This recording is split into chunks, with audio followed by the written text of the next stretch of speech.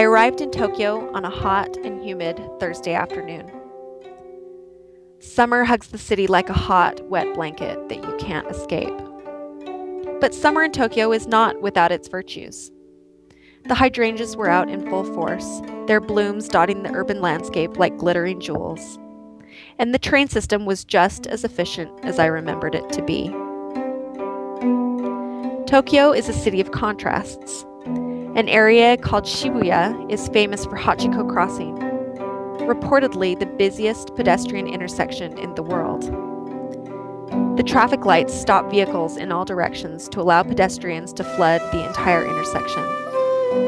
3 large TV screens mounted on nearby buildings overlook the crossing. A person's first encounter with this intersection is often a disorienting overload to the senses because of the noise, lights, and sheer number of people. Just a few minutes away from the modern hubbub of Hachiko Crossing stands a magnificent torii, a gate made from 1,700-year-old cypress trees from Taiwan. The gate marks the entrance to the 175-acre forest that surrounds Meiji Shrine.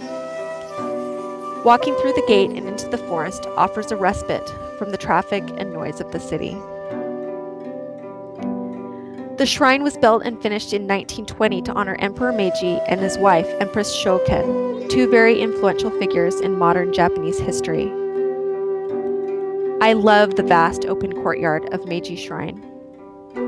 If you happen to be there on a Saturday, you may get to see a wedding party make its way through the courtyard, the bride resplendent in a white wedding kimono. Time in Tokyo is never boring, even if you just spend your time wandering around. We ate some of our favorite foods, beautiful fresh sashimi and bowls of noodles.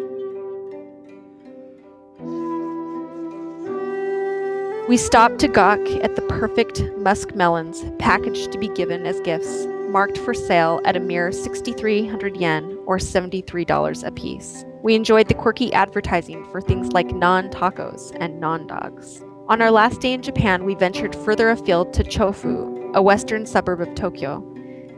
There is an area in Chofu where there are many famous soba restaurants and shops. The buckwheat produced in this area is said to be especially delicious because of the favorable growing climate. Our soba lunch was indeed wonderful. The tororo, or mountain yam, and umeboshi, or pickled plum, that came in my soba made it an especially refreshing meal for a hot summer afternoon.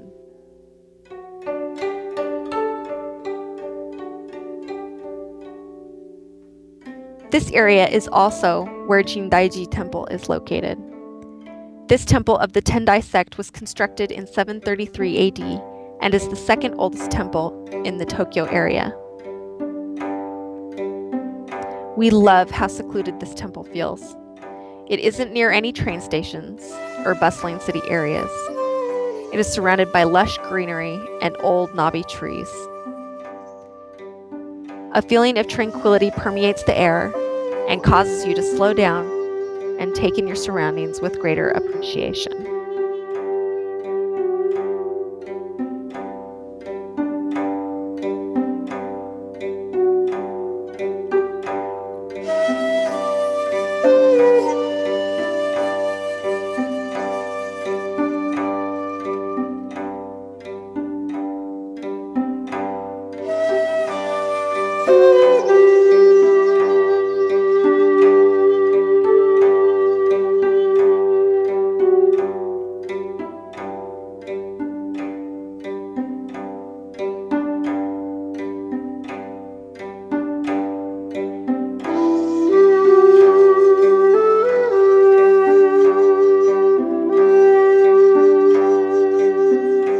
The village streets surrounding Jindaiji Temple evoke an image of Edo period Japan, like you've stepped through a doorway into the past.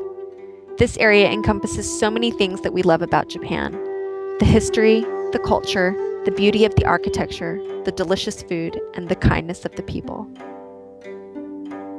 It was the perfect way to spend our last bits of time in Japan.